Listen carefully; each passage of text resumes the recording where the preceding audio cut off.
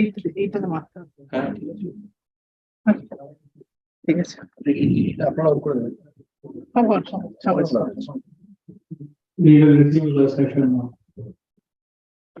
So sorry about the trouble. Okay. Some adversarial schedule. So there are two ways to model the corruption capacity of adversary in any MPC protocol. The more popular threshold model assumes that any subset of up to T parties can be compromised. So for instance, if T is equal to 2, an adversary can corrupt any subset of up to two parties during the protocol execution. A more fine-grained and generalized corruption model is the non-threshold model introduced by Hilt et al., where the corruption capacity of the adversary is specified by a publicly known monotone adversary structure, which is basically a collection of subset of parties which can be potentially corrupted during the protocol execution. So for instance, the adversary can either corrupt this subset during the protocol execution, or it can corrupt a second subset, or third subset, or it can corrupt the fourth subset, and so on. Interestingly, here there is no restriction on the size of the individual subsets which can be potentially corrupted by the adversary. In the literature, there are two types of MPC protocols depending upon the type of communication network available to the protocol participants. The more popular synchronous network model assumes that every sent message has some bounded delay, and within that bounded time bound, the messages will be delivered, and the messages are sent in the same order in which they were communicated. However, real-world networks do not behave like this. They are modeled by the asynchronous communication model, where the only guarantee is that every sent message will be eventually delivered, messages can be reordered, and more importantly, the message scheduling is controlled by the adversary itself. Now, since the message scheduling is under the adversarial control, from a receiving party's point of view, it does not know how long it has to wait for an expected message from a designated party. So if I am a receiving party and I am expecting a message from a sender party, I don't know how long I have to wait. As a result, in any asynchronous protocol, no party can afford to receive communication from all the parties, as the wait may turn out to be an endless wait. As a result, as soon as a party receives messages from a subset of parties, it has to proceed to the next step of the protocol. But in the process, it might be ignoring communication from a potentially subset of honest but slow parties. Okay. And because of this inherent phenomena, any asynchronous MPC protocol is much more complex compared to synchronous. So in this work, our focus is on perfectly secure asynchronous MPC, where we assume a computationally unbounded adversary, and the known possibility results in this regime are the following. If we consider threshold model, then the work of Benor et al. Have shown that we can design perfectly secure asynchronous MPC as long as 1/4 of the parties can be corrupt. If we consider the non-threshold model, then we can design perfectly secure asynchronous MPC if this Q4 condition is satisfied. Now, what is this Q4 condition? It means that the union of any 4 subsets from the adversary structure should not cover the entire subset of parties. You can see that this is a strict generalization of the condition T less than n by 4. T less than n by 4 means any 4 subsets of T should not cover the entire subset of parties. We are generalizing this condition to saying that union of any 4 subsets from the adversary structure should not cover the entire subset.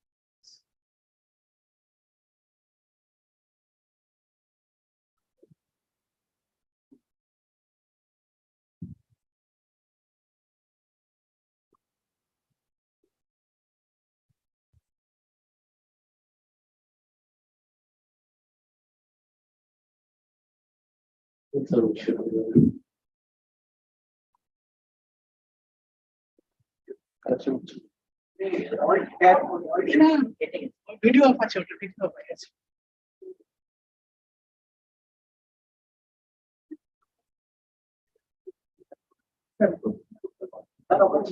না না, এইটার সাথে এটা প্রজেক্টটা করা আছে।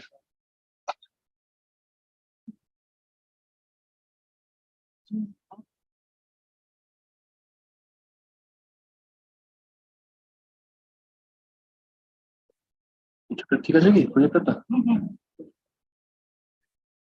ওই তো আমি আমার ল্যাপটপটা পারমিশন দিয়ে দেওয়ার হোস্ট কন্ট্রোলটা এখানে চলে গেছে, কিন্তু কন্ট্রোলটা আমি এটা দেখা যাচ্ছে। না এটা ঠিক আছে, এটা আসলে এই সেশনটা শেষ হয়ে গেছে, মানে আশির সেশনটা। Yes, yes.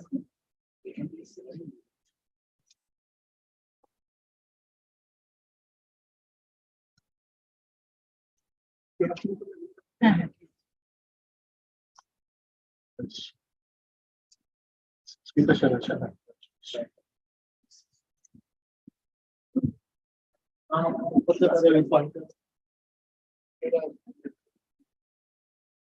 So we follow the approach of secure circuit evaluation, where we assume that the function to be securely computed is represented by the arithmetic circuit over a ring or a field.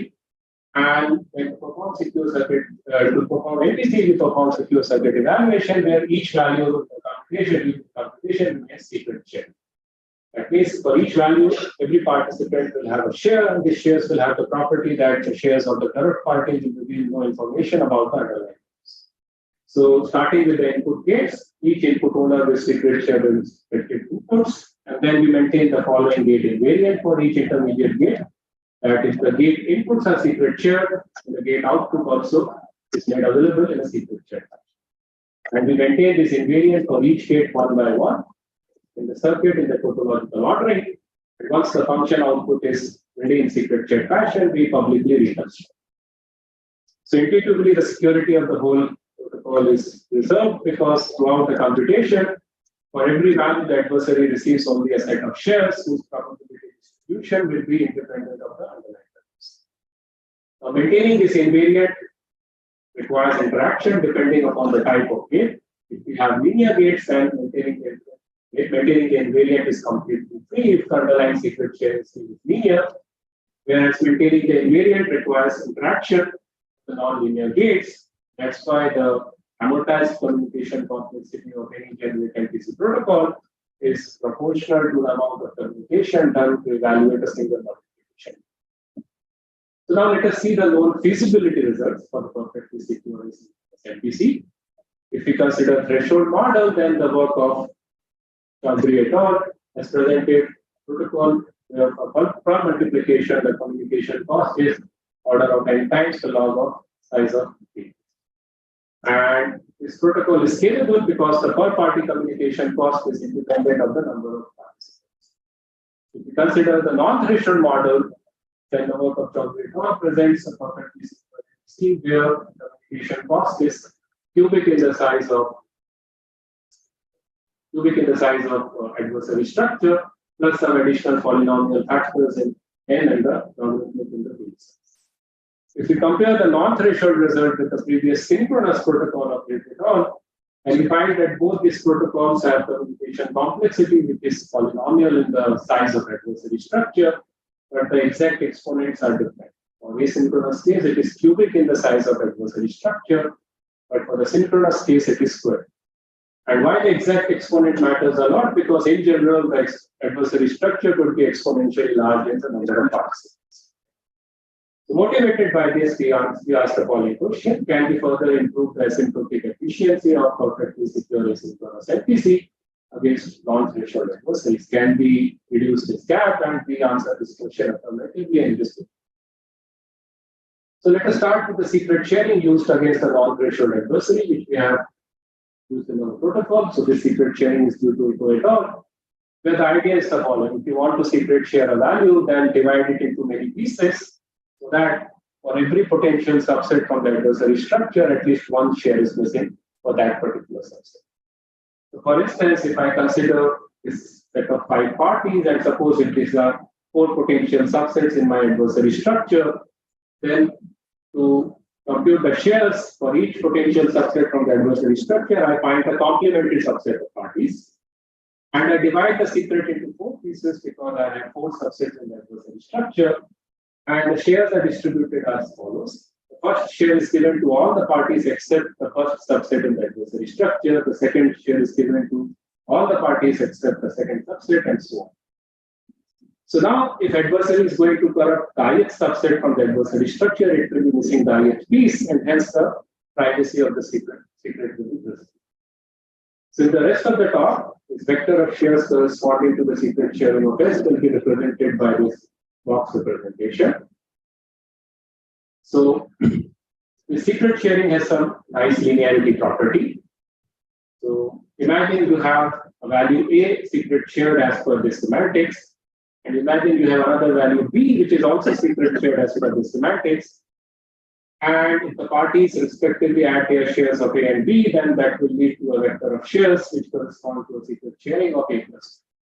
Performing linear operations over secret shared data is completely not as per this secret sharing.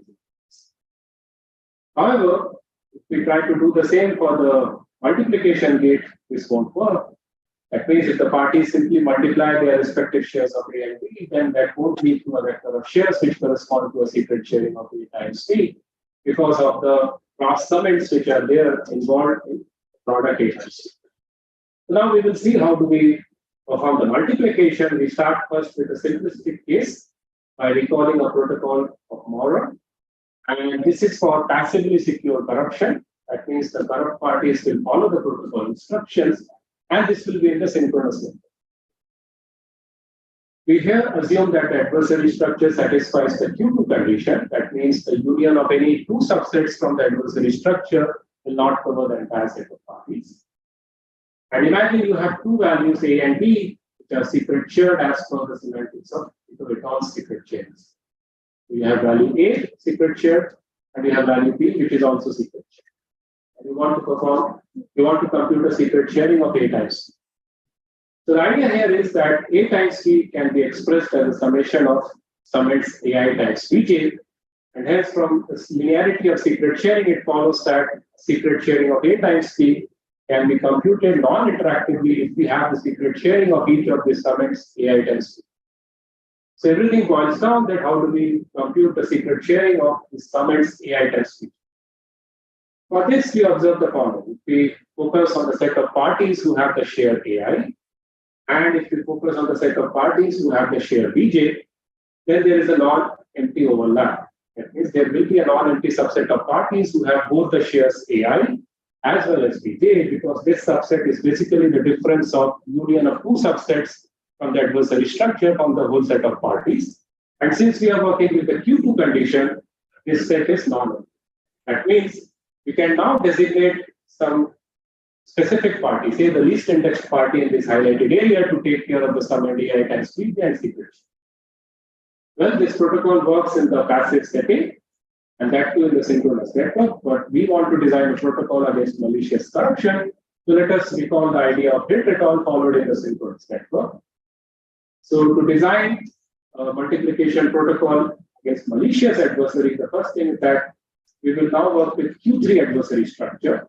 That means the union of three subsets from the adversary structure will not cover the entire set of parties, and this is a necessary condition. And the idea is that we will optimistically assume that a designated subset from the adversary structure is corrupt, say the kth subset. Well, our assumption may or may not be true, but for the moment, assume that it's a kth subset which is corrupt. We throw away the parties from the kth subset, do not allow them to participate, and run the previous multiplication.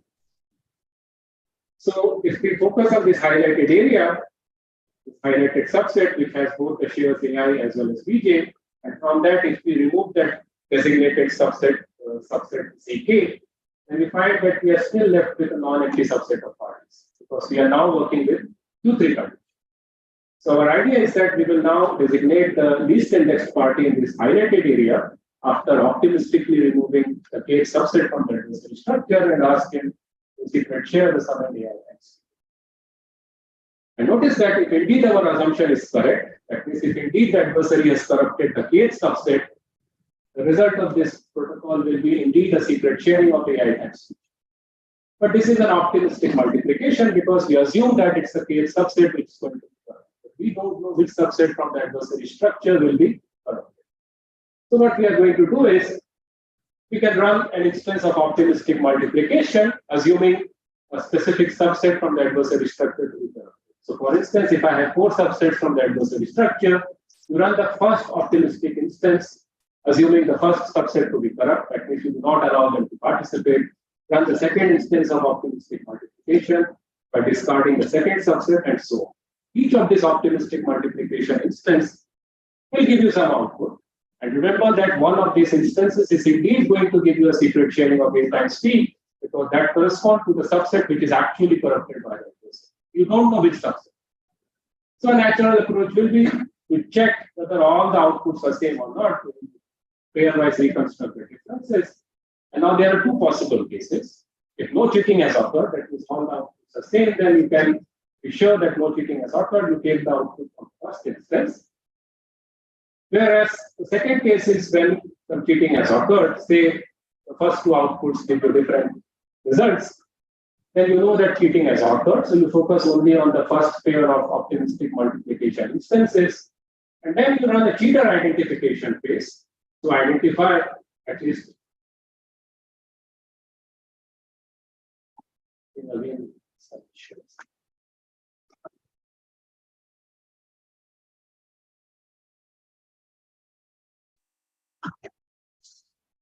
Starting here, but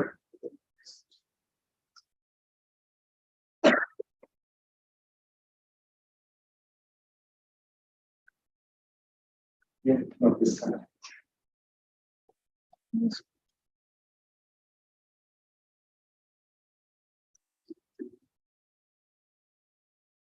Internet connection was almost connected. Actually, cadets.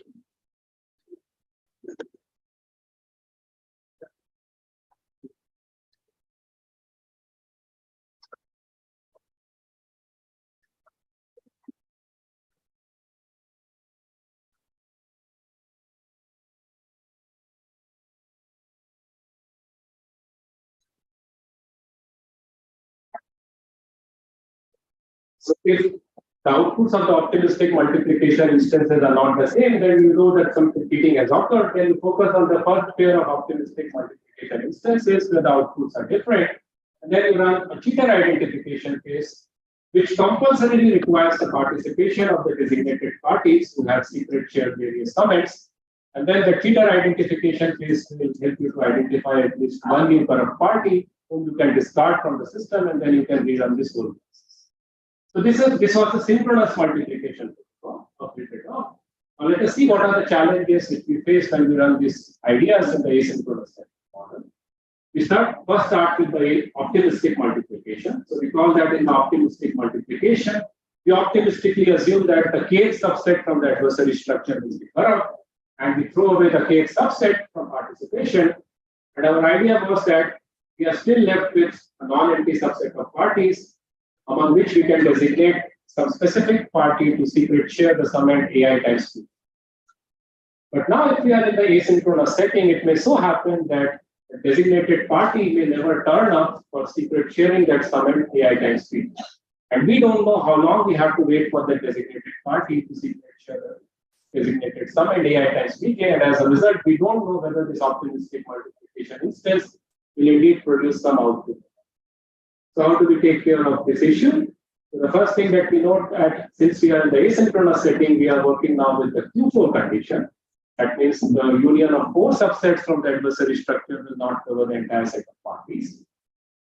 So imagine you have 2 values A and B secret shared with respect to a Q4 adversary structure. And if you are now running an optimistic multiplication, assuming the kth subset to be corrupt, then the idea here is that focus on the set of parties who have both the shares AI as well as Pj, and from that subset, if we throw away the designated subset Zk, and if we also consider the actual set of adversarial parties Z star, we don't know who is that subset of parties, we are still left with a non-empty subset of parties, because now this highlighted area is the difference of the set of parties and the union of 4 subsets. Since we are working with Q4 condition, this highlighted subset is indeed going to be normal. That means even if the actual subset of parties which we are working with involves some corruption, we know that there is at least one non-faulty party who can take care of the summand AI times 3. But we don't know the identity of the non-faulty parties. So the idea here is that we do not designate any specific parties in these highlighted areas to secret share some designated summands. Instead, we let every party to secret share each possible summand that it can take care of. But now this will lead to a new problem if multiple parties end up secret sharing the same summand multiple times. So we take special care to ensure that each summand AI times Vj is indeed secret shared exactly once and not miss any summand. So how exactly we take care of this issue? The details are available in the paper. The second challenge in the asynchronous model is when we run several instances of asynchronous optimistic multiplication with respect to various subsets from the adversary structure. So if all the outputs from all the instances of optimistic multiplication are same, then we are fine. But the issue is when all the outputs are not same, in which case we identify a pair of conflicting optimistic multiplication instances, and then we proceed to run the cheater identification, which compulsorily requires the participation of the parties who have secret shared various numbers. But in an asynchronous network, during the cheater identification phase, they do not participate. They may decide not to participate, and then the cheater identification phase will be blocked, and then we don't know how to proceed further. So to deal with this issue, we again observe the fact that we are working with the condition, we run the optimistic multiplication instances, and if all the outputs are not the same, then we know that cheating has occurred, and we trigger the cheater identification phase with the following technique. We block all the parties who have participated during the optimistic multiplication instances until and unless they do not finish their pending task of the previous cheater identification phase of the previous failed instances. And we do not allow them to participate in the future optimistic multiplication instances till they complete all their pending tasks. Through this, we are basically creating a win-win situation with the adversary where they either clear their previous pending task of the previous failed instances, in which case they will be identified and publicly discarded from the protocol, or they will be blocked forever from participating in the future optimistic multiplication instances. So we show in the paper that if we do this, then there is always an upper bound of maximum n-square iteration, n-square failed optimistic multiplication instances, after which we will be either left with a series of optimistic multiplication instances where no cheating occurs, or all the corrupt parties are. Again, the full details are available in the paper. Let me conclude. This work we have presented a new perfectly secure asynchronous NPC against non-threshold adversaries whose asymptotic complexity is same as that of perfectly secure synchronous NPC against non-threshold adversaries. Some open problems to improve the asymptotic efficiency of both the synchronous as well as asynchronous NPC protocols against general adversaries. And these are the references. Thank you. I'm extremely sorry for this group of interruption. Thank you for the nice talk. Do you have any question? Yes, there is a question.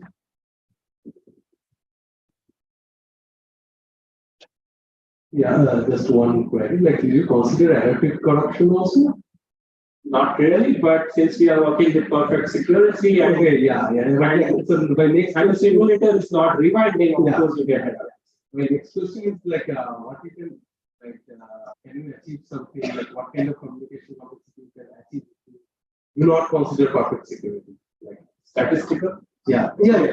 So the full version of the paper has the statistical version as well, and there the complexity is linear in the size of adversary structure. Okay. And it can be proved that we can't, for certain specific functions and adversary structure, we can't do better. Okay, so that's optimal.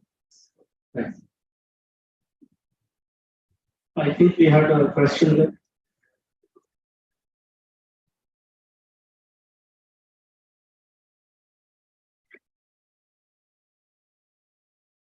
Actually, my question is regarding the Q2, Q3, Q4 setup. Is there some sense of hierarchy there? Because as much as I understood, if you consider a subset of participants of all but one, that could be under the influence of the adversary in each of these setups. In Q3, Q2, Q2. No. So our assumption Q3 condition means that adversary structure basically gives you a collection of subsets of parties. And during the protocol execution, exactly one subset will be selected for corruption.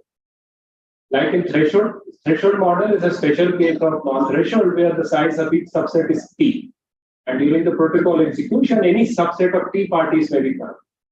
So this is now a generic form of the adversary where we are saying that the size of each subsets may not be T. Some subsets may be of size more than T, some subset may be of size less than T, and during the protocol execution, any one subset may be found.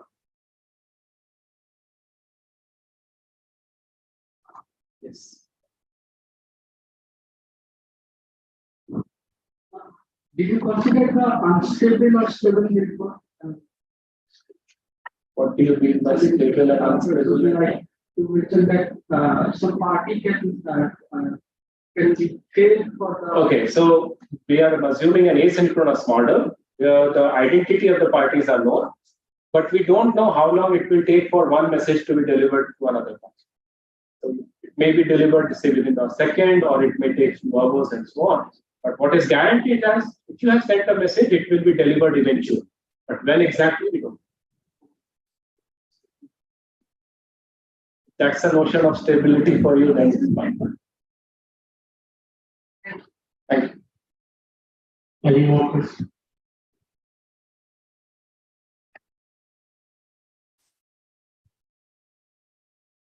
What is cheater identification protocol? How do you identify? Basically, whatever they have secret shared during the optimistic multiplication, those things are made public, and then we compare them, and then we identify whether you have shared the right thing or not. So you were supposed to you were designated to secret share AI times Bj. You check whether indeed you have secret share AI times Bj. If you have not, then you are corrupt and you are thrown away from this. That requires compulsorily the participation of the party who was designated for AI times Bj. Suppose this party is removed. No. So the cheater identification will ensure that no honest party is thrown away from the system. It will be only corrupt parties who are thrown away from the system. That will be an inherent property of the cheater identification. No.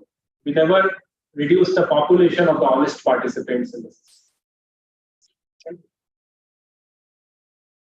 We have one more question here.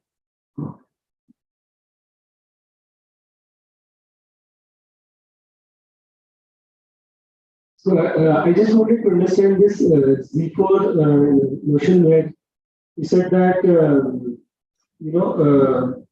even if all four subsets any four subsets from the adversary structure, if you take their union, that should be a proper subset of the second part. right, and from that you derived the fact that in that intersection there will be one honest party that would be remaining.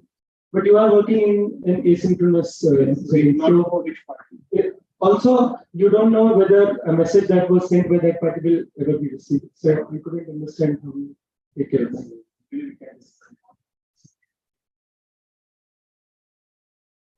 Okay. I think let us thank the speaker once again. And then thing after the technical people. Thank you.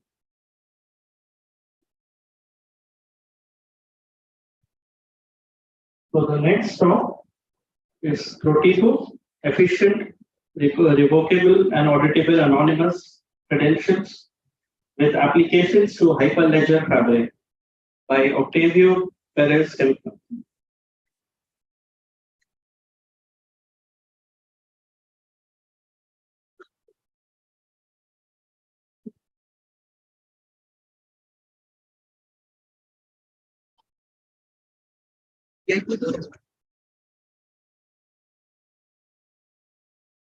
Okay. Can you hear me well? Is it too loud or not? Perfect.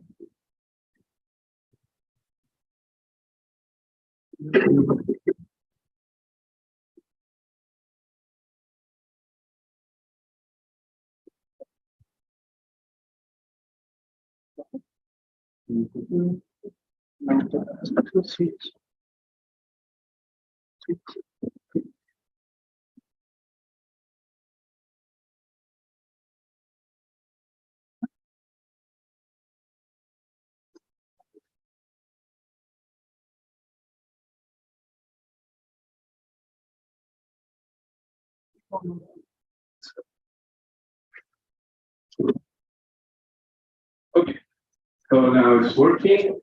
Hello, thanks for the introduction. This is joint work with Ashley Connolly, she was working at World Global, and with Jerome Dejams and Pascal Lampout. So to start with, nowadays we all need a digital identity to perform different activities or daily lives regarding e-government applications, social platforms, financial services, and so on. But with all the benefits that the digital identity brought to us, there is also a problem of having sort of a big brother watching us.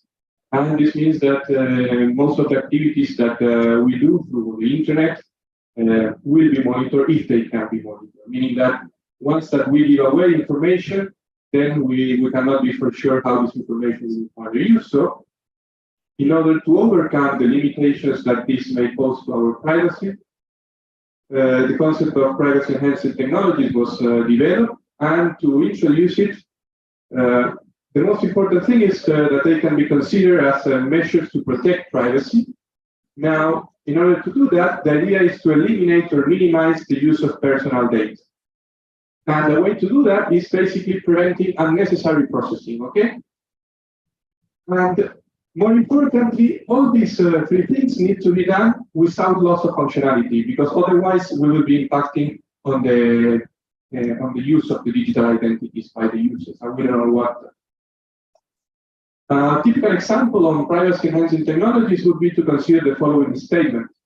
Let's say we have a user that wants to say that she's not underage. So a way to do that is saying, okay, I'm 21 years old. But this is not privacy preserving. Why? Basically, we are not preventing the unnecessary processing. For instance, we are disclosing the full age. So a way to do this in a privacy enhancing way would be to say, I'm not underage. Okay? And a technology that has also been developed in order to propose privacy enhancing technologies to use with digital identity was the concept of anonymous credentials. And in particular, that of attribute-based credentials. And I'm going to go to this point now to introduce the topic, and then we will follow with the main contribution of our work. Now, the setting that we consider when we talk about attribute-based credentials is basically the following. We have an issuing authority. It should be a pointer in here.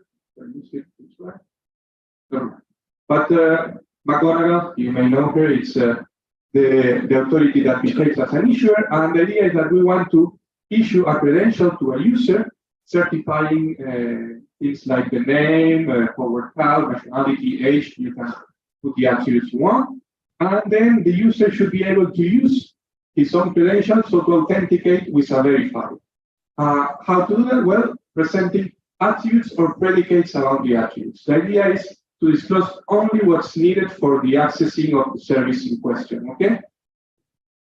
And more importantly, we can consider different settings where to use attribute-based credentials, and the one that we focused in was multi-show ABCs. This basically means that we want an arbitrary number of unlinkable shows, meaning that once that the credential is generated to the user can reuse the credential many times without having a link between different usages. So the only link that will be between multiple usages of the same credential will be the information that is decided to be disclosed. Okay? And this information may vary over time. Secondly, we will also be interested in the setting where we consider multi-authorities ABC, but this time meaning a single credential issued by multiple authorities.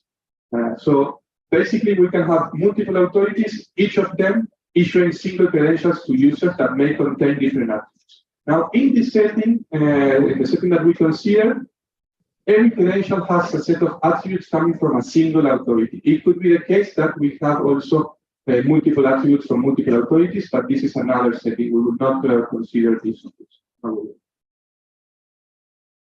And so, while there are many ways to build this type of privacy preserving primitives, the primitive that we consider to develop ABCs was structure preserving signatures on equivalent classes, and I want to introduce this concept a bit so for you to have an idea.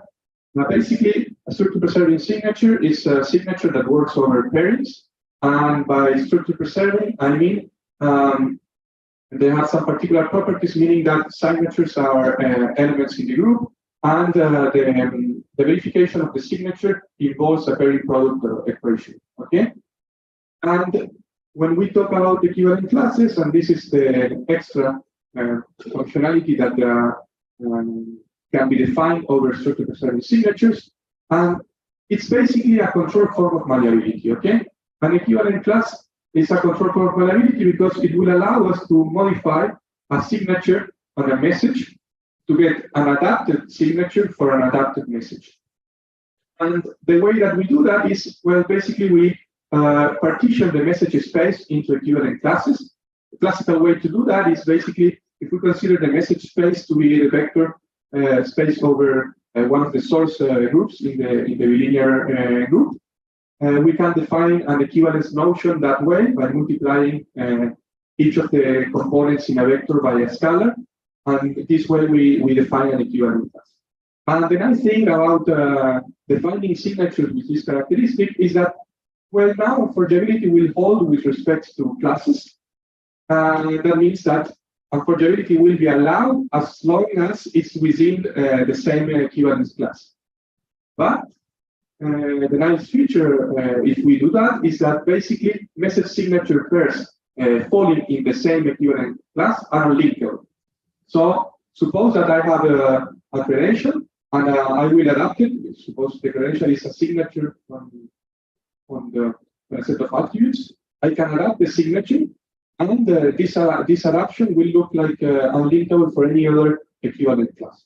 And this is a property that is used to build ABC from structure preserving signatures on equivalent classes. It was our main line of work.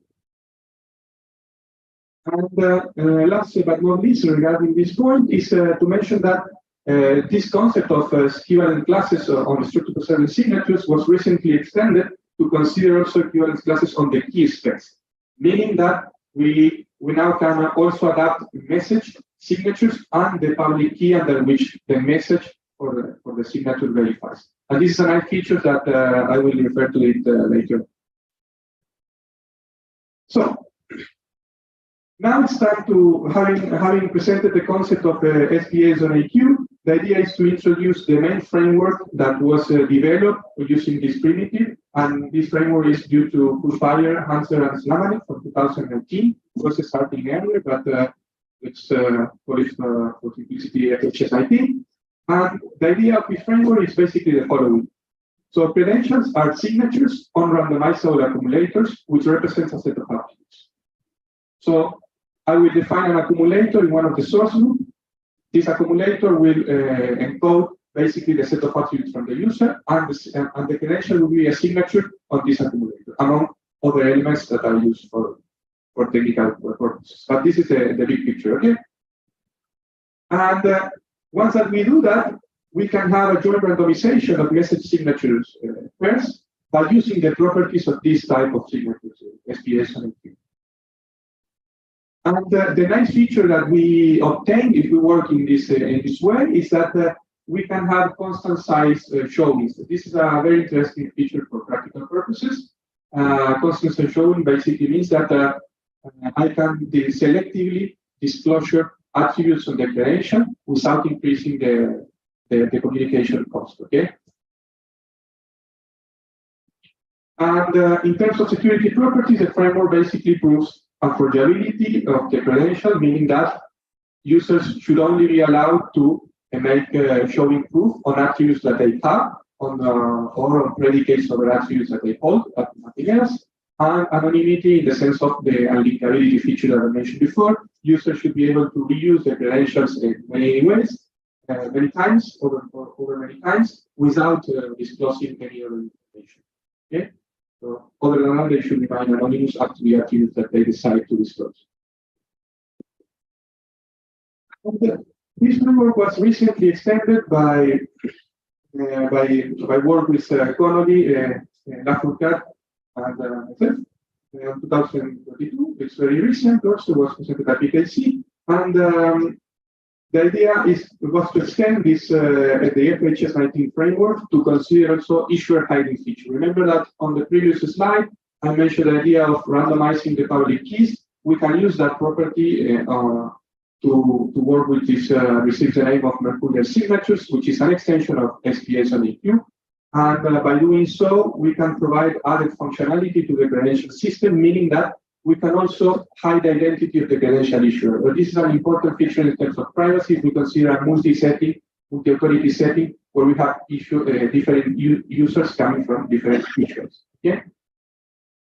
And so one of the drawbacks that this previous work had was that it worked with interactive showings. And in some scenarios, it's important to have non-interactive showings, as I will introduce when I talk about the application of this type of credentials to the permissioned blockchain setting. So,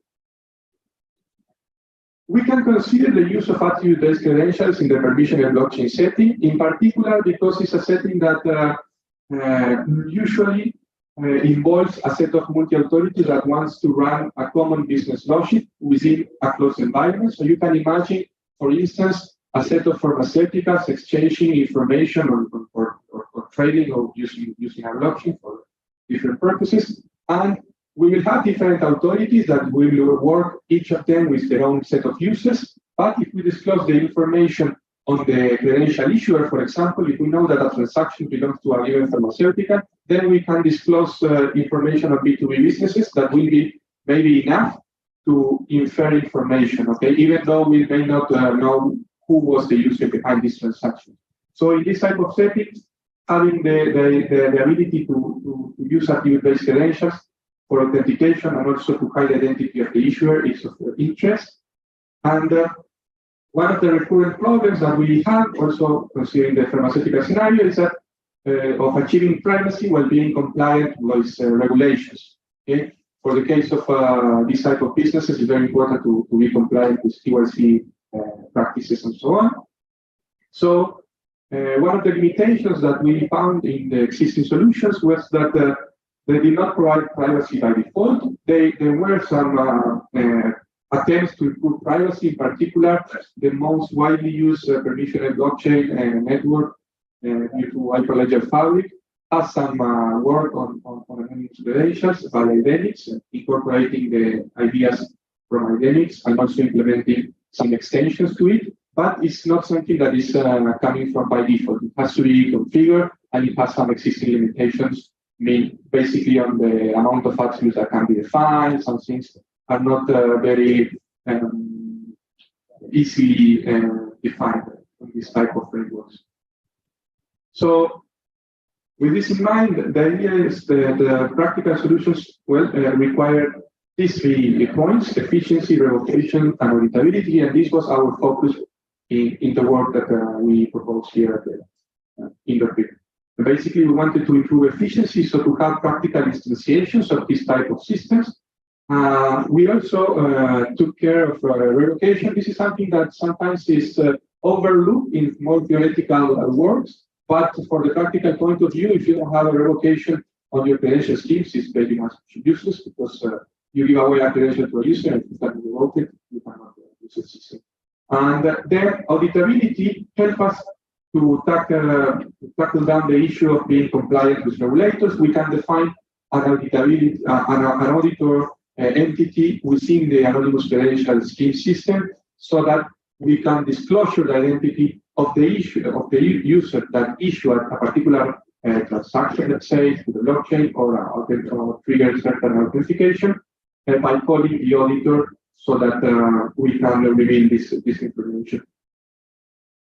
So now it's time to introduce our contributions, where we basically worked in this direction to build an anonymous credential that was non-interactive and that could be compatible with scenarios like those that are frequent in permissioned blockchains. So before doing that, I want to recap a bit on the main differences regarding previous work, because we built upon the 2 previous work that I mentioned, FHS-IT and CLPK-20U. So in the picture, you can see the different building blocks. There are a lot of building blocks here. I want you to just get the big picture here, which is basically, if you take the ABC framework from FHS-IT, This is based on a structure preserving signatures and equivalence classes, as I mentioned. And here, we modified the scheme to instantiate the framework. We use one recent scheme by Kretz and Lisinskaya that incorporates these extensions on the adaptation of the signature regarding the message and the public key, so that we can have an efficient instantiation that we can later on use for the issuer hiding feature. Okay, and then the boxes that you see in green here are the extensions that were proposed by CLPT, and we use them as well. But we also incorporated the revocation framework from DHS 15 that is compatible with FHS 19. And we modify the issuer hiding part from the previous work, so to have a manual or proof. This is a performance improvement. The idea was, I will later on comment on this issuer hiding, but just for now, it's sufficient to say that we tweaked a bit the previous work in that aspect, and we added the auditability part on top of all this. Also, by making the framework consistent with non-interactive showing. Basically, we adapted the security model to consider all these different points. And finally, this is how we get to the work that I'm presenting today. So, all in all, the idea was to, as I said, extend the previous framework with issuer hiding and auditability features by proposing the non-interactive showings. And now we will take care of 4 security properties. The first 2 are as in the original framework, but we also need to take care of issuer hiding and auditability. And we proposed basically two flavors for our credential scheme. One is Protigo, and the second is Protigo Duo. And I will discuss now the differences between these 2 flavors. That has to do with the issuer hiding feature. So, considering Protigo, we can imagine a scenario where we have different credential issuers.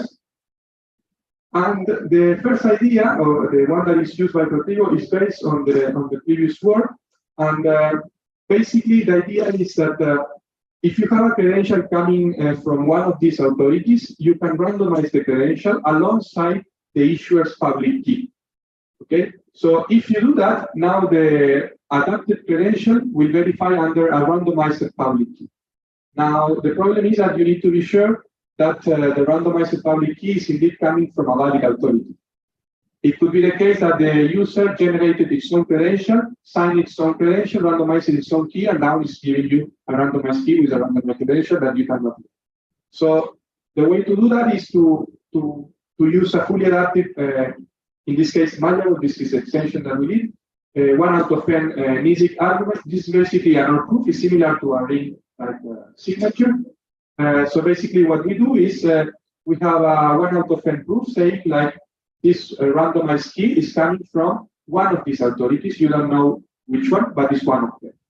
And by making this NISIC argument malleable, basically, we compute it only once.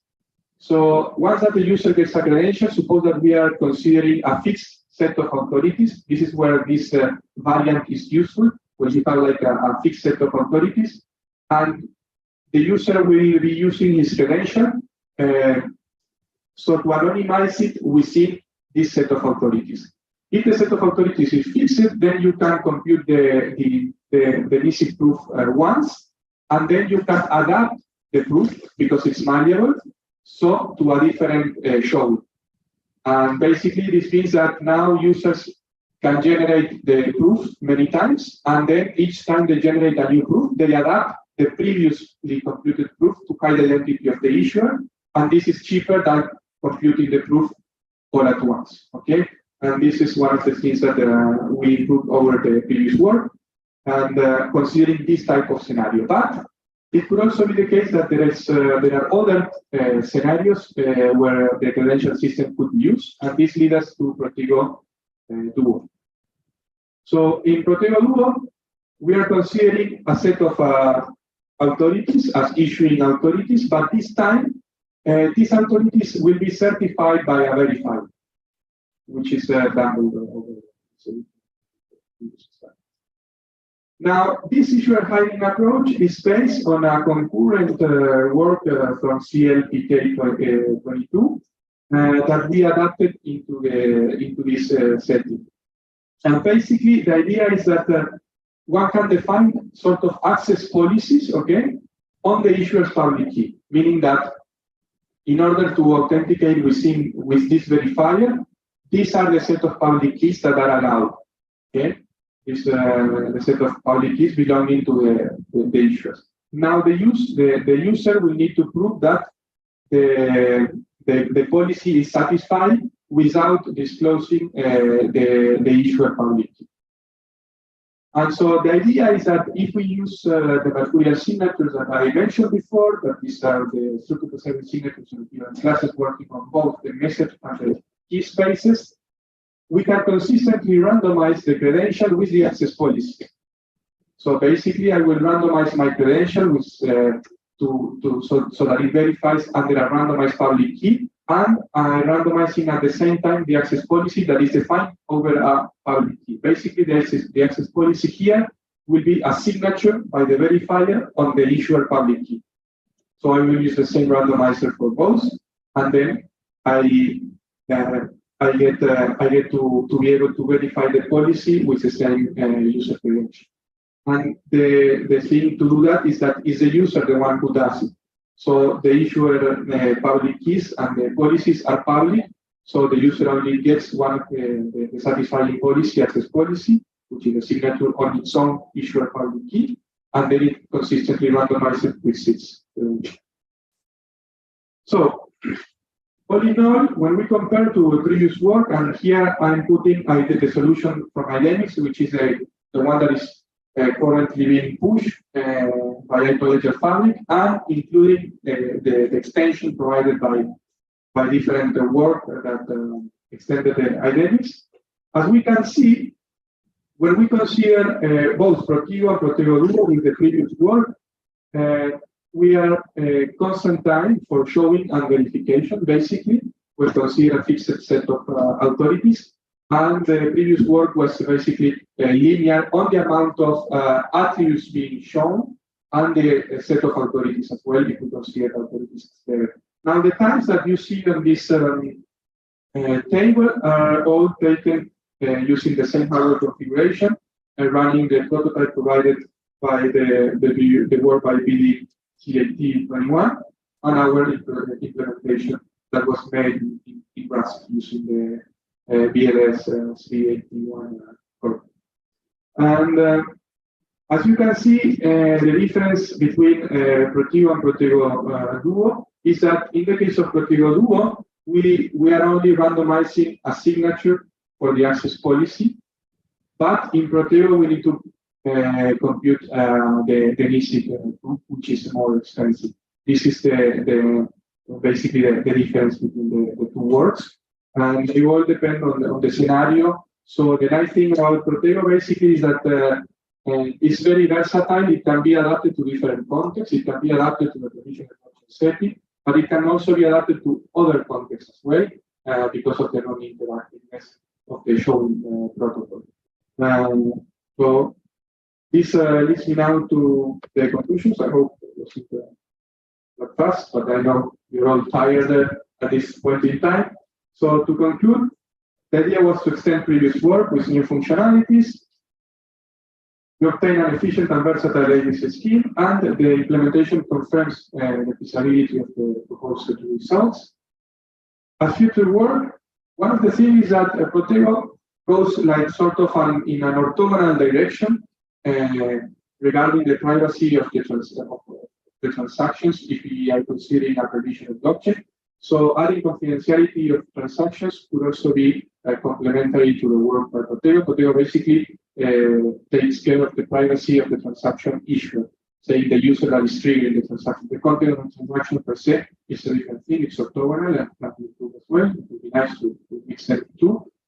Also define a precise notion for user-invoked regulatory measures. This is something that is not thoroughly studied or defined in the literature, and having more rigorous definitions on the subject would be of interest as well.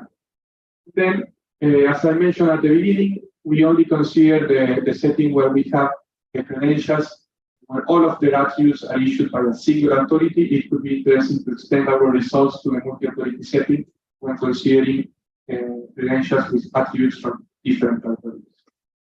And that's it. Thanks for your time. I'm happy to take any questions you have. Thank you. Do you have any questions? Yes, one over here, please.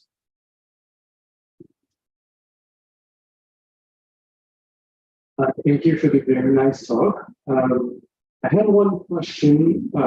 You use the framework by FHS 19, which relies on basically citing an accumulated value.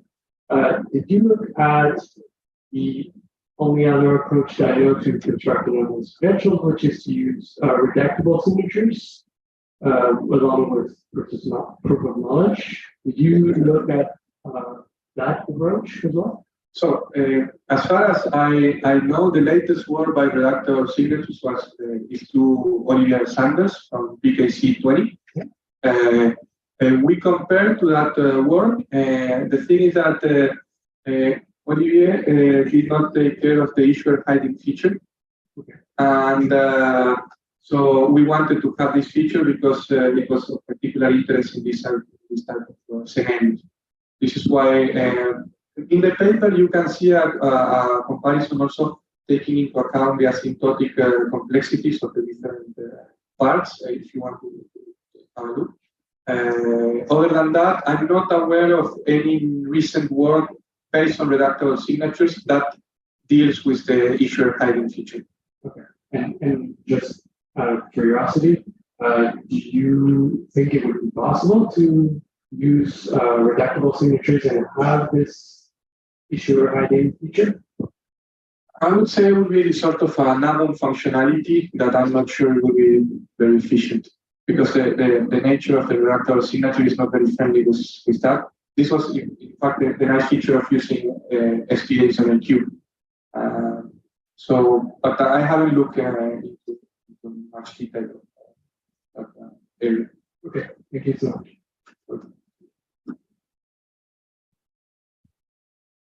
I think we have a question.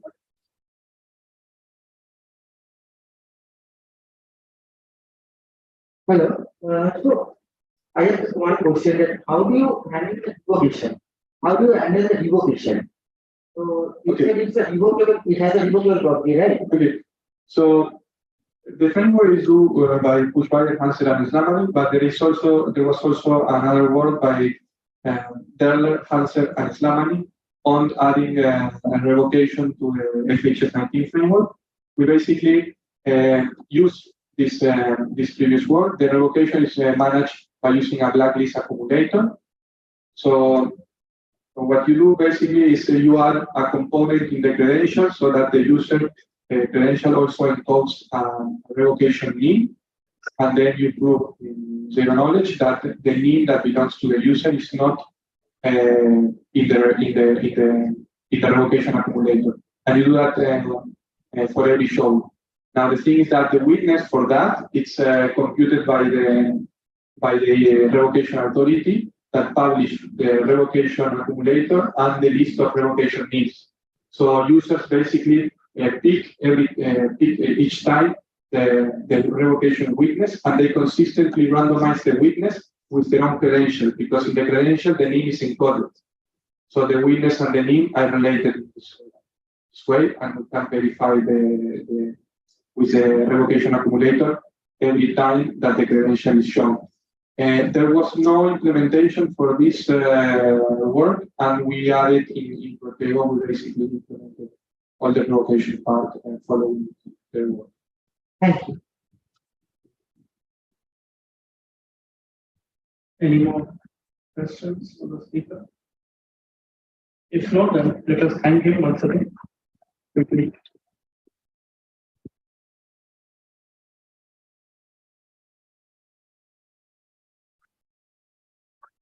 The next talk is hybrid scalar vector implementations of the Chuck and States class on AR64. The speaker is Matthias J. Kanvilkar. Are you here, Matthias? Okay, then we'll play a video from him.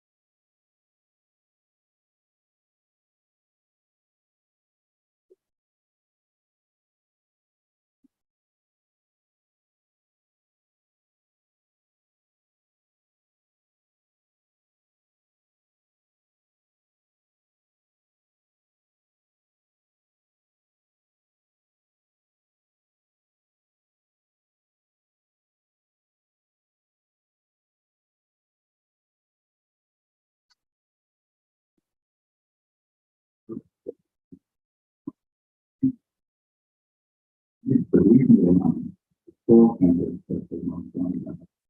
And then it's decided to one candidate for and I did a three that give but I actually did that the default choice is not to take that. The other is not really in case the spectrum was rather than with the smart here, and then the standard sort of will come out here after. If you work a little on the we have some other talks about it. See, you notice may have noticed that the hashing symmetric curriculum in general is a huge part of the schemes. So here, for example, I printed some results for the 4. Which is not a lot more really looking at this work, but still there's numbers right there. So those. And what we can see here is that hybrid relations in Sphinx class are really dominated by hashing. Sphinx classes maybe not too surprising because it's hash basic, interesting to the fact that hashing is really the most operation. But for lithium hybrids, it's a little shocking because, for example, the lithium verification here, you spend like 80% of the time. This was for F4 is the small microcontroller where catch-up is particularly slow to run. So on 64-bit platforms, slightly less higher than those they are managed application. But the symmetric is dominating.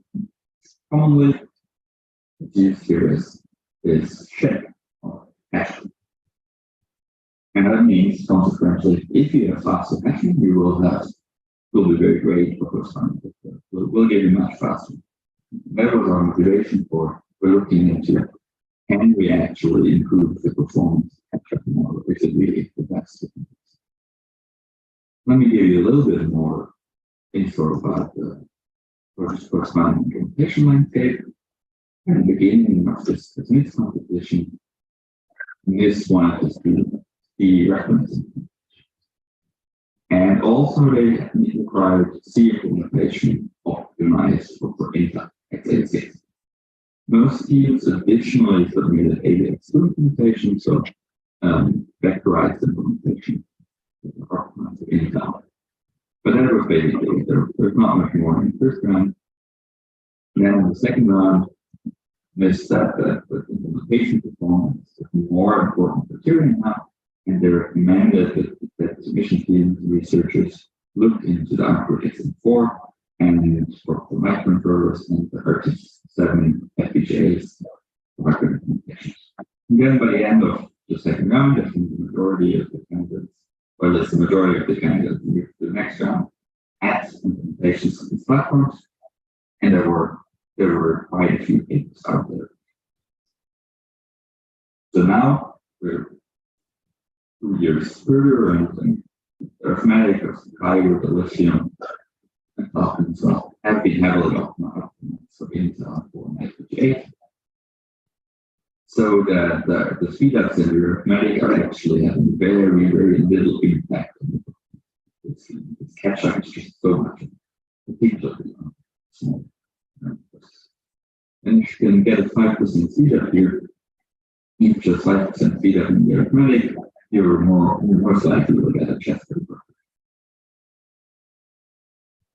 So this focus on these very few platforms has really brought a lot of progress there, and we're really close to optimal. But now we're close to standardization. Then I think we need implementations on many more platforms because we actually want to deploy this stuff, not just study it. And what I think is the most important platform, most important family of platforms, 64-bit ARM processors. Nowadays, using smartphones, laptops, and even servers, for example. Smartphones, one of the recent cores, the ARM Cortex X1, is used in the previous generation high-end smartphones, laptops. The Apple is using ARM-based processors now.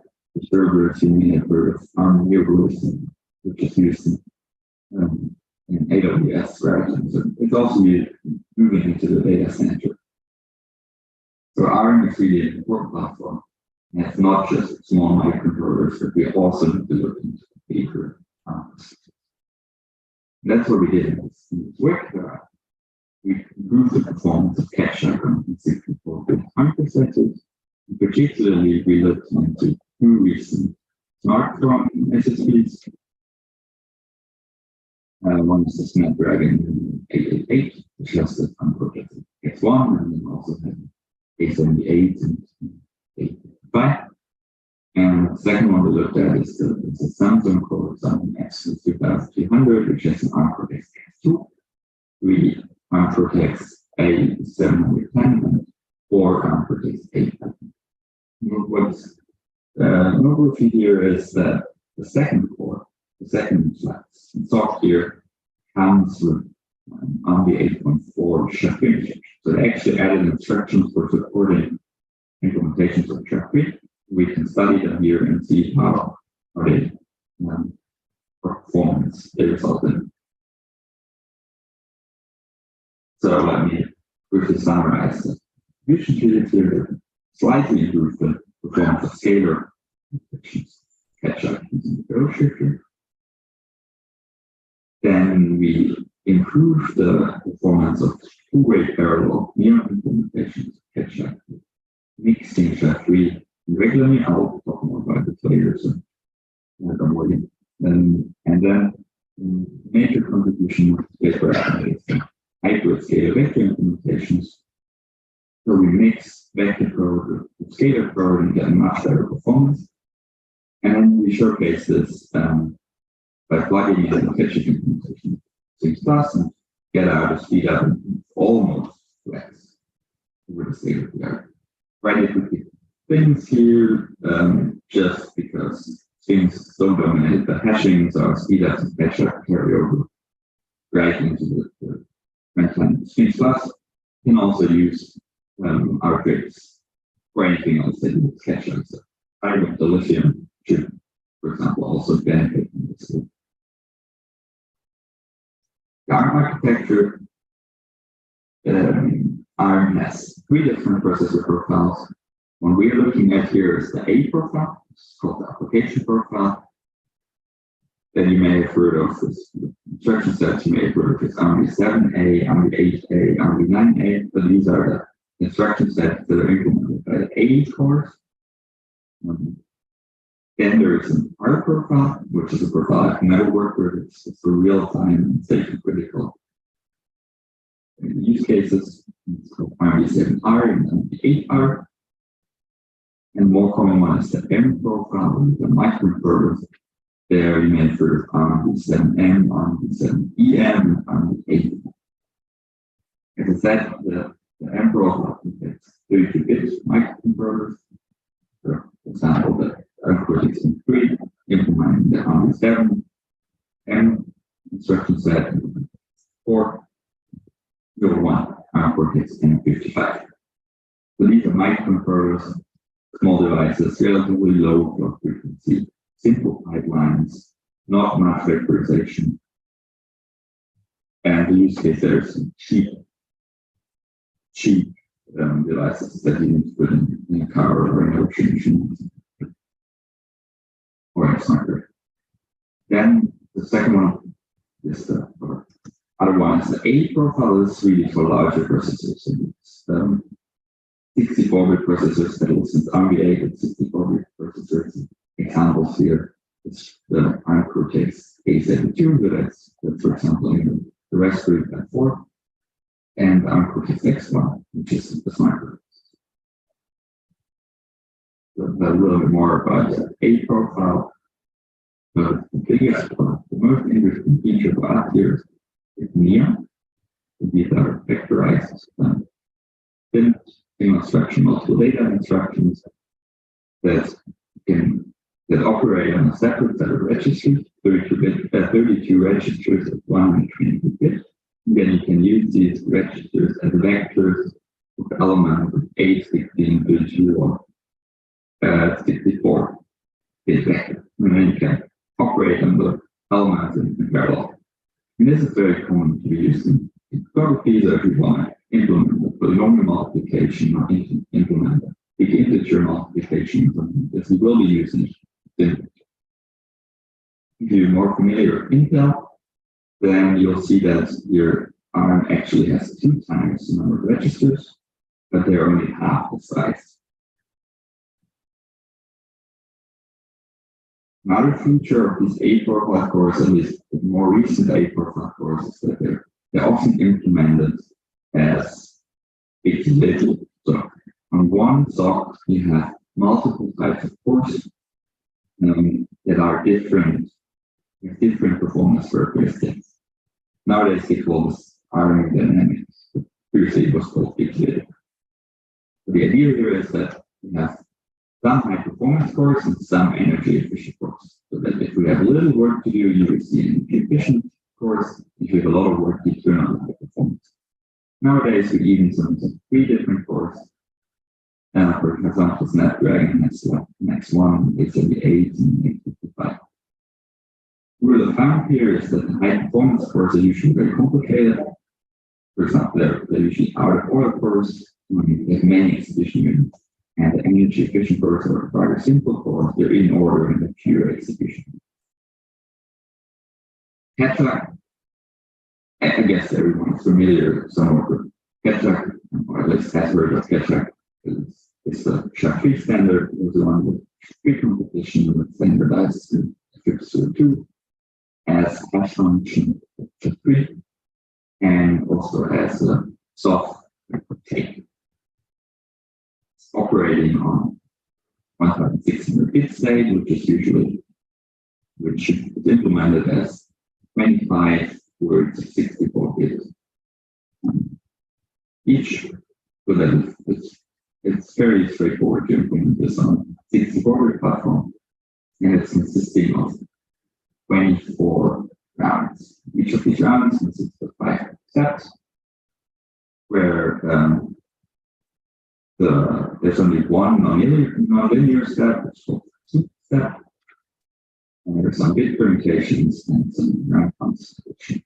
And so these are all linear relations. The core observation here is that in strings, but also in coherent lithium, you almost always compute multiple hashes, or you can compute multiple hashes in parallel. For example, in strings, this is big tree computation that can parallel, and there's blockchains that can be in parallel. Coherent lithium usually sample matrices or vectors with polynomials, so you can just sample the polynomials in parallel.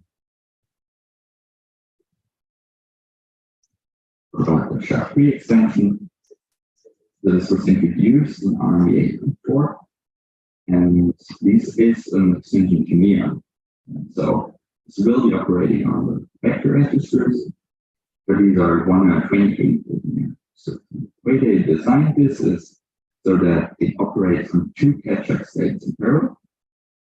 So you have two catch-up states acting in 25 registers. And then they added 3 instructions for this. There's an ER3, it's like two XORs in just one instruction. There's the RAX1 instruction, which computes a rotation of one argument and then the XOR of the other.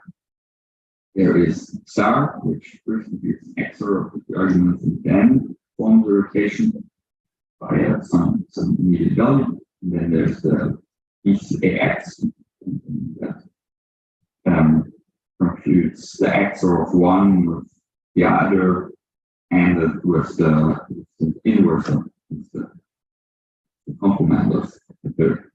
So very specialized instructions that help you. ER3 and RAX1 are ready for the first half of the beta stack. RAX1 also helps with the second part of beta and merge with the row step, and PKX helps in the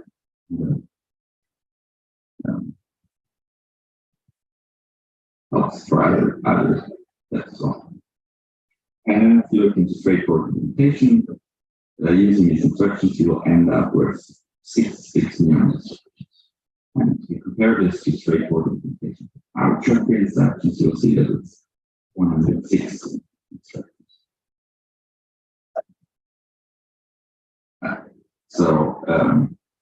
Yeah, that brings us to our first conclusion of our paper. One observation here is that in some ARM CPUs, only some of the memory execution units support the shuffling instructions. And that includes the possibility here, which means that if you run only catch up on this course, then the other units are mostly idle. There's not much instructions, they're not shuffling instructions. So this really needs to stop off in the form. The idea here is very simple. We just mix in regular neon instructions so that we achieve, it results in more instructions, but we achieve better hardware utilization. The best mix really depends on the end. Straightforward approach to do that is you define numbers for each of these instructions, and then we alternate between the macro extending against regular neon instructions and the network. That's actually the exciting. Second trick we use here is comes from this observation, that is that the participant 4 takes 690 cycles for data catch-ups and 1,317 cycles for a two-way parallel catch-up in neon. So then if you see that the performance scalar in neon code, so if you multiply the 690 by 2, it's not very far from each other. So that means if you only run neon code, then the scalar units are not doing anything. Here is similar as before, we ran scalar code and neon code in parallel. And we're very lucky here. This catch-up on neon requires almost only the vector registers. Only for the ground constant we need to fetch something from some pointer so that you need one like general purpose register. So, but in general, we can run neon code and catch scalar code in parallel without too many conflicts. And then the ideal balance here really depends on the conformity.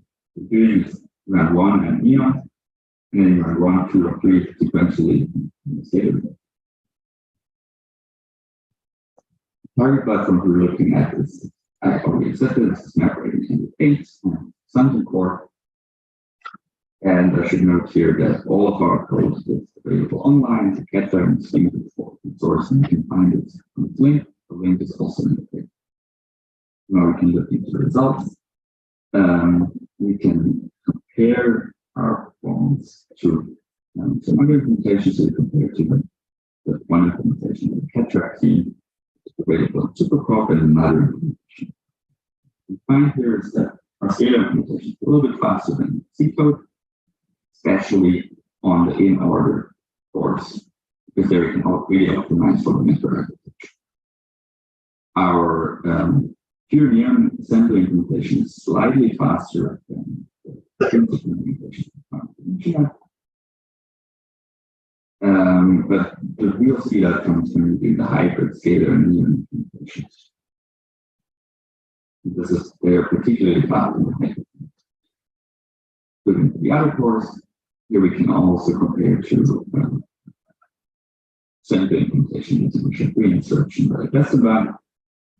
And there we find that our scalar implementation is again faster in secret, especially on the in-order port. Pure assembly is faster than previous implementations, except for A510. SHA-3 neon is vastly faster on A510 because we can do better scheduling than what the previous implementation did. The hybrid implementation of neon and SHA-3 neon gives us a huge speed up on the high performance predicts X should be, and the hybrid scalar neon implementation is also much faster. We can plug this into strings, and the result will not be surprising. We get fairly big speed ups, and we get speed ups of say the average by 1.4x, between 1.4x and 9x, and we get particularly good speed ups for the high performance. So that's 1.7. So what I find interesting with the see is that if we look at the previous state of the art, there is no single implementation on decimal. The C reference is best in the A78 and the the SHA-3 instruction using assembly is best on the A7 and the 710, and the SHA-3 instructions using intrinsics is best for the X1 and also X2. And it's similar if we look into our new implementations now. Each platform that we look at requires a different optimal way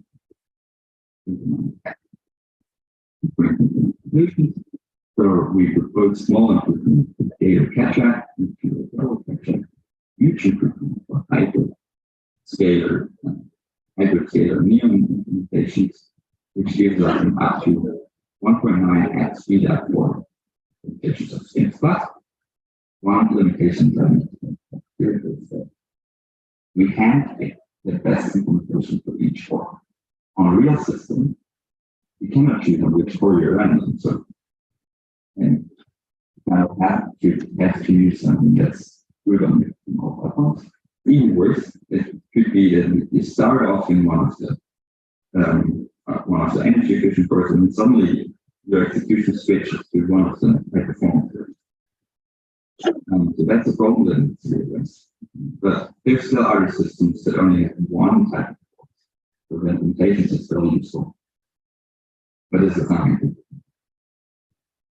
Our conclusion, so this code is not only useful for strings, it's useful for all kinds of other things. For example, we can plug this into pattern in lithium. But this only really gives you a good speed up if you can parallelize well. So that's something that can work. You can use the presented ideas, for example, for other 64-bit ARM cores, for example, F1, our new version. But again, there's some more needed to evaluate it. And with that, I would like to thank you very much for your attention, and I hope you're having a conference. And if there are any additional questions, please feel free to send an email. Thanks. Let us thank the speaker, and if there are any questions, please reach out to them. Thank you.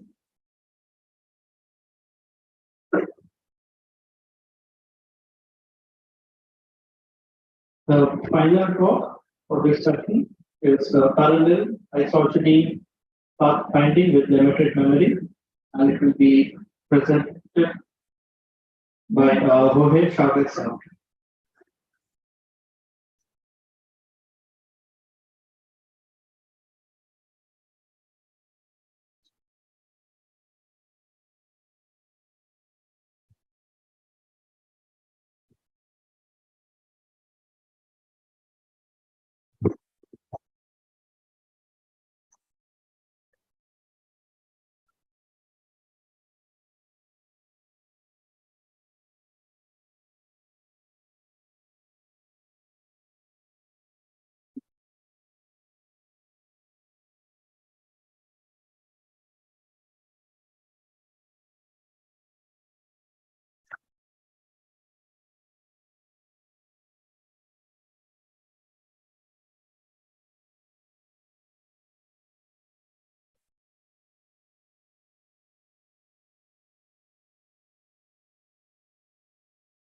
Hello everyone.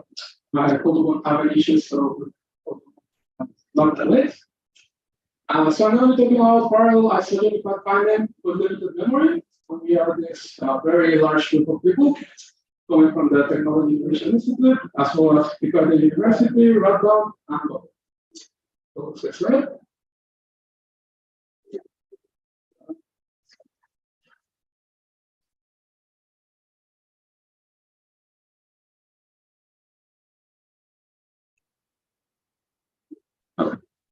Right.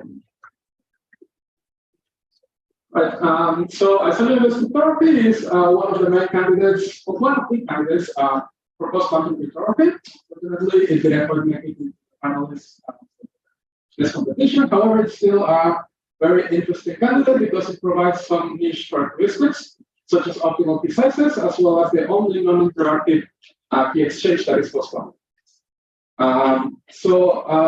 The security of these protocols relies on something that we call the supersimilar isogeny path problem, or SIP for short, which is just given two supersimilar elliptic curves to find an isogeny between them. So this is the problem that we're going to try to tackle. Now this next slide is kind of important in view of recent events. So this year, Casper and the crew have presented a polynomial time attack on site, which was the main candidate of isogeny-based cryptography. And this was actually a very devastating attack, which completely broke the security. So it is fair to ask whether it's still worth it to study this problem. But the answer is yes, because this attack actually relies on three additional points of information, which are leaked by site, but they're not leaked by other protocols that still rely on isogenies, which include hash functions, verifiable delay functions, proofs of knowledge, and signatures. So all these protocols are not affected by the attack because they do not leak this information. And for them, it's still very important to study the SIP. Now, for our study, we're actually going to focus on the case where the degree of the isogeny is known. And without much loss of generality, we can assume that it is a power of a prime element. So we call this the SIP FD for fixed degree. However, we do not make any assumptions beyond this. And in the scenario, there are kind of two generic attacks that apply. One is a in-the-middle attack, which is fastest, assuming that you have only memory. And the second one is called the golden collision search, which is more of a time memory.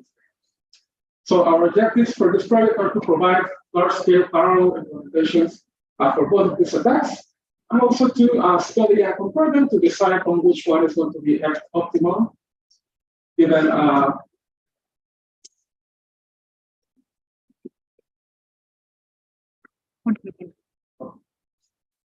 so to decide which one is going to be optimal for a given hardware constraints.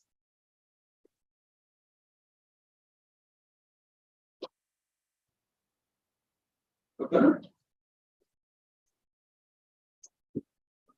All right. So let me first describe the meet-in-the-middle attack, and I'm just going to say that an isogeny is a rational map between elliptic curves. Only we have an isogeny of degree L to the E. This can always be split into E steps of isogenies degree L. So we can split this to do a meet-in-the-middle, where we're just computing all the possible paths of degree L to the E over 2 from either curve, and we're just trying to find a collision in the middle. Right? So at each steps, where we're taking an isogeny of degree L, there's always L non-backtracking choices that you can call. So this is going to look something like this, where the total number of branches is equal to L to the E over 2. And we're just hoping to find two curves that are the same, or at least isomorphic to each other. And from there, it will be very easy to just reconstruct the full path. So the complexity of this is you have L to the E over 2 branches on either side, so it's multiplied by 2. And then the square in parentheses is the cost of computing each of the isogenies. However, you can actually save quite a bit by computing isogenies following a tree structure. Because remember, I told you they can be split into steps. So if you think about it, for example, this isogeny and the one right next to it, they only differ on the very last step, so it would be very wasteful to compute them from scratch, right? Starting from 0. So if you actually follow this tree structure to do the computations, you can actually reduce the total complexity to just L to the E over 2. However, this still requires a lot of memory. So basically what you need to do is compute and store every single node on the left, and then you compare them one by one against the nodes on the right. So what happens if you don't have enough memory to store all of this? Well, then you just have to do it in batches. So assuming that you have enough memory to store W nodes, you will just complete a batch of size W on the left, and then compare it against every node on the right, and then move on to the next batch. So the left-hand side, you're splitting in batches, whereas the right-hand side, you're having to redo every single time. So this actually increases the complexity of attack by a factor of L to the E over 2, divided by the memory, which is just basically the number of batches. And then if you want to parallelize this, it's pretty straightforward. You just have to branch sequentially for a few steps, and then assign one subtree to each of your cores. And you can do the same internally for each of the batches on the right-hand side. So this is what our implementation does, and this attack parallelizes fairly well. The problem is that it requires a lot of memory, as well as a lot of memory access. So you're going to be comparing every single node from the left against every single node on the right. So that's constantly accessing the memory. So in order to ameliorate these issues, Vanushka and Miner proposed in the year 1999 what they call the golden collision search. So this is an attack which assumes that you have a function that takes you from a set S to itself, and it tries to find a collision of this function. And the way it works is it defines a distinguished property on the points on S, such that a given point is distinguished with some probability that we call theta. This can be any kind of property, for example, that the binary representation is with a certain number of zeros. And then what you do is just starting from random seeds, you're going to compute chains of evaluations of the function f. So remember, f takes S to itself, so I can iterate it. And I'm going to continue this chain until I find a distinguished point, which is represented by squares. So once I find the distinguished point, I store it along with some satellite information, which is what was the seed and what is the length of the chain. And then I compare it against all the other distinguished points that I have previously found. So of course, the idea here is that if at any point there is a collision, we do not need to detect it immediately, but we know that the chains are going to merge, so they're going to reach the same distinguished point. So at this time, we will detect a collision. And because we said what were the seeds and what were those lengths, we can go back after the fact to reconstruct it and figure out exactly where this collision happened. So the advantage of this is I don't have to store and compare every single one of these points in the chain, only the very last one. Right? So on average, I'm only accessing memory once every 1 over theta. So this is a lot easier than I'm doing. So how do we adapt this to the SIP FD? What we do is we parameterize all of the possible isogenies by a scalar k, which is an integer less than L to the over 2, as well as a single bit b, which indicates whether it's an isogeny from the left-hand curve or the right-hand curve. Right? So the set of all b's and k's is what we treat as our set S. And what we do is, after evaluating the corresponding isogeny, we compute something known as the J invariant of the resulting curve. So this is just a property that is invariant under any isomorphism. And then we use a regular hash function to hash this J invariant back to a new point in S. So this composition of evaluating isogeny, getting the J invariant, and hashing the J invariant back to S, this is what we use as our function f for the golden collision search. And we notice here that we can be introducing a lot of kind of fake collisions because they can be collisions of the hash function rather than collisions of the actual isogeny evaluations, right? So out of the many possible collisions, we are interested in finding a specific one, which is why the is called the golden collision. So assuming that you have enough memory to store doubly distinguished points, what Vanushka and Miner found empirically is that the optimal proportion of distinguished points is given by this formula. And if you follow this, then the expected time of the attack is given by this formula, which ends up being a complexity of L to the 3/4 of it divided by the number.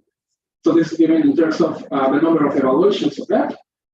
And the advantage of this is it essentially works for any memory budget that you want to give it. And as I said, it only accesses memory more sporadically. All right, so just to summarize, if you assume that you have unlimited memory, then this meet in the middle complexity is the best one. However, once you take into account finite memory, the complexity of the meet in the middle in batches is actually worse than the complexity of the golden collision search. So historically, protocols like SAC have originally chosen their parameters based on this complexity. However, it is argued that we can probably relax these parameters and base them instead on either of these complexities. So the key question that follows obviously is which one of the two should we use? And specifically for a given memory budget, when does the golden collision actually start being optimal over the median value? So we first did a theoretical analysis of this. So our methodology was the following. We just counted the number of curve operations that are in the whole meeting and middle grid, as well as initial evaluation of the function f for the golden collision search. And then we express these curve arithmetic operations in terms of field arithmetic. So the number of additions, multiplications, squares, and inverses.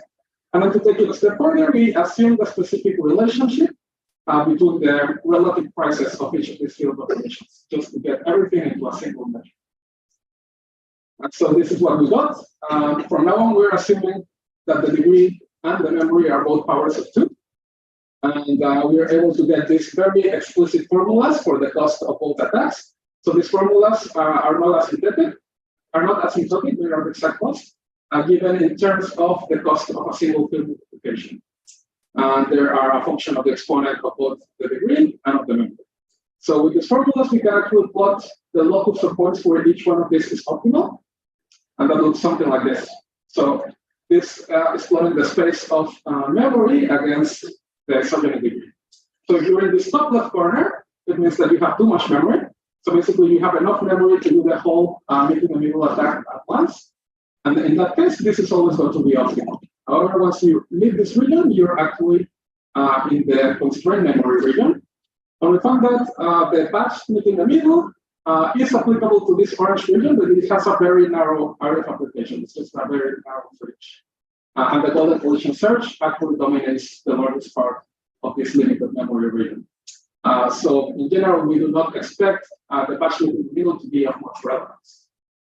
So this is all theoretical, but now let's move on to the actual results that we got for our implementations. So we implemented both attacks in parallel, and these implementations are pretty available here. And basically, when we do parallelization, there's two routes that you can take. You can do CPU parallelization, where you can have huge amounts of memory with relatively fast access, whether this is RAM memory or even hard disk drives. And it's also easy to perform different instructions at once in different processors, but usually you only have a few cores available. So because of these characteristics, we think that this is better suited for the meeting the middle attack. And on the other hand, you have GPU parallelization, where you have available a much higher number of threads. So usually you have thousands of threads, but these are assorted into something called works, which have to be performing the same instruction on multiple data. So we think this is very suited for the golden collision search because it's basically doing a bunch of evaluations of the function f, right? So these chains of evaluations of f with different seeds, these are what we use as our same instruction on multiple data. And also, GPUs are usually much more constrained on memory, usually maybe up to 80 gigabytes for a top-notch GPU. So once again, this speaks in favor of the golden collision search over the meeting the middle. So we actually coupled these choices. We used the meeting in the middle only for CPUs and the golden collision search only for GPUs. So let's first take a look at the CPU-based meeting in the middle. We implemented this using OpenMP and tested it with an AMD EPYC 7763, which has 64 cores. So we did a benchmark trying to solve instances of increasingly large exponents. And we limited the memory such that to the left of the slide, we have enough memory to do it in one shot. And to the right, we have to do the implementation in batches. So right away, you can see how the slope of the line changes once we cross into this limited memory region. And we're plotting here two different things. So the solid red marks are the actual benchmarkings that we got from the algorithm. And the ones in pink are the estimates from our formula. So what we did was just we ran a benchmark for how long it takes to do a single field multiplication in this processor, and we multiply this by our formula from the theoretical class. So there's a lot of assumptions that are going into that formula. We're not taking into account memory accesses at all. So it's still very surprising that we get a really good approximation of the reality. So we actually found that the overhead between the implementation and our prediction is just a factor of around 2.6. So it's reasonably safe to extrapolate our formulas to larger instances. So just to give you another example, the largest meeting, the middle attack, so far has been conducted by Ludovico and Vito. They were trying to solve they solved actually one of the Microsoft research challenges for the SLED protocol. Nowadays, this challenge is obsolete because we know how to attack it all the time, unfortunately. But back then, they didn't know this, so they ran the whole meet in the middle for an exponent of 88, and this took them about 8.5 core years, whereas our formula would have predicted an expected time of 9.5, more or less. So again, this is just to say that we have relatively high confidence that our formula is a fair representation of the reality. And now moving on to the GPU-based golden collision search, we implemented this in CUDA and tested it using an NVIDIA A100, which has 80 gigabytes of memory.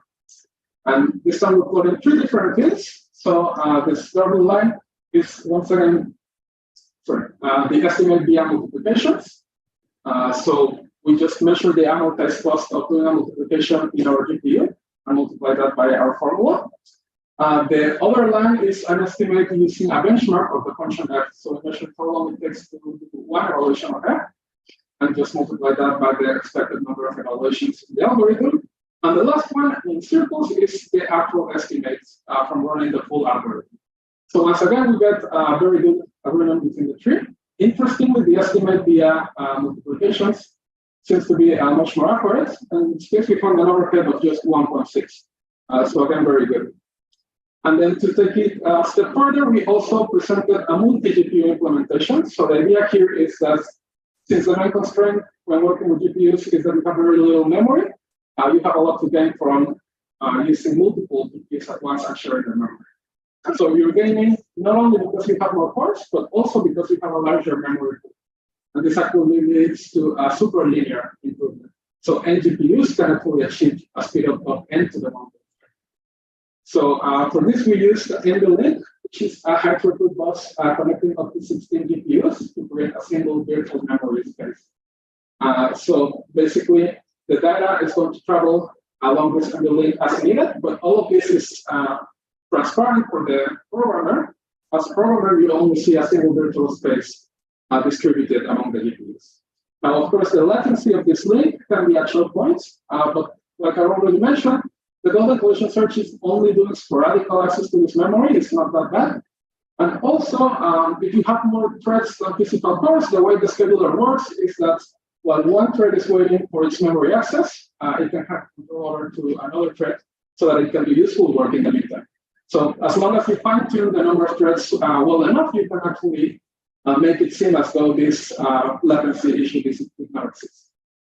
So to prove this point, we also have available the Indocrypt implementation, and we tested it using 4 NVIDIA A100s connected to Indocrypt. So this has a total of 320 gigabytes. And once again, what we have here in light blue is the same theoretical cost as before, but it's just divided by 4 to the 1.5, which is the savings that we get from using multiple GPUs theoretically. And the circles are the actual results that we got. So you can see that the overhead factor increases a little bit, but this is still quite reasonable. And overall, it shows that the Indocrypt implementation is completely feasible. So now that we have enough confidence in our formulas, we can actually draw some conclusions by extrapolating to larger instances. So as a thought experiment, we considered running a CPU unit in the middle using 256 cores with 128 terabytes of memory, versus a golden collision search that is run on 16 NVIDIA A100s, which would have a total of 1.25 terabytes of memory. So both of these are very extreme, but within the realm of possibility for massive scale attack. And also we consider that they will be relatively comparable in price. So, but for the setups, we found that the crossover point for the cost functions is actually at an exponent of 96, which is well below cryptographic sizes. So this would provide, on average, more or less 48 bits of security. So anything that we're going to see in the real world is going to be way beyond this line. And therefore, we conclude that we have a clear winner in the golden collision search. And then the bottom line, by the way, is just we also consider the golden collision search, but the expected cost for running it in this CPU setting instead of in the GPU setting. However, the cost always resulted to be higher, so it's not to be very interesting. So the golden collision search benefits a lot more from the massive parallelization than from the increase. Okay, so to conclude, our takeaways are that the meet in the middle should be used roughly only when you have enough memory to do it all at once. And the one in batches has only a very narrow area of application. But in general, the memory constraints make it so that for anything that is of cryptographic size, the meet in the middle is not going to be reasonable with it. So our conclusion is that the GPU-based golden collision search is, in fact, the most efficient large-scale attack.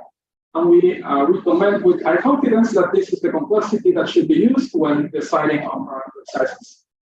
So just to give you an idea of what this looks like, assuming that you have 8 terabytes of memory, this is not really reasonable for GPUs, but even if you did have it, then an instance with an exponent of 190 would already be enough to guarantee 128-bit security. So this is considerably lower than the 256, which is what we would get from an naive interpretation of the data. So basically, our conclusion is that all of these schemes have been overestimating their parameters. Okay, so that is the end of the talk. Thank you very much.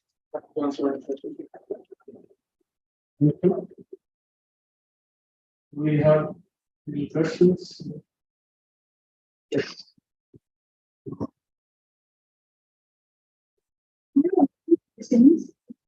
Especially once in golden collision search, why do the magnet kernel to become k times maybe plus 2? Right. So I didn't really mention this explicitly, but I have it in the slides. Right. So no reason really other than for simplicity. Basically, there's not much loss of generality. If you want to consider all the possible kernels, you would just maybe redo the attack with a different basis. So if anything, maybe you increase it by a factor of 2. But basically, it just so happens that this makes the representation much easier. The second question was, did you try implementing the casting? Do we run what, sorry? Did you try implementing the casting? No, we did not. Are you in the process of doing it, or it was not in? No, we're not going to do it. So the Casper degree is very specific to site, but we cannot find it very interesting because it has been done. It's very easy to run it. It's extremely efficient. I think they broke the Microsoft Site Challenge in something like 10 minutes. So there's really no need to optimize it any further. It's very good. Any more questions? Yeah.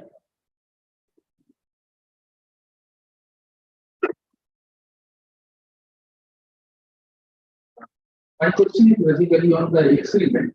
So we have said that we have 256 core CPU with 80 GB of memory. So this may be a relevant question, 128 GB memory. So do you have this machine or you use No, this is just like a thought experiment. This is an extrapolation. Okay. You have to. So I'm saying both of these are very extreme things, but we'll just be sure that it would be something within the realm of possibility, but definitely not something common. Okay. So in your experiment, how far did you? So mostly our experiments, you can see here, they cut off at around 160, I believe. And the CPU? And CPU, what roughly the same?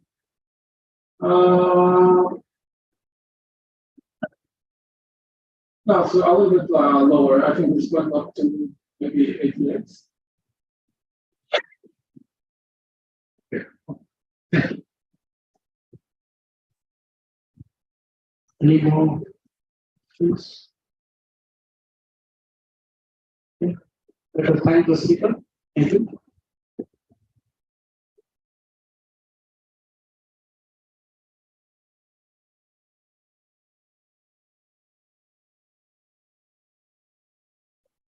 That concludes today's all actions. So see you tomorrow at 9:30. and you have the CRS journal, you can get lost in the learning diagram.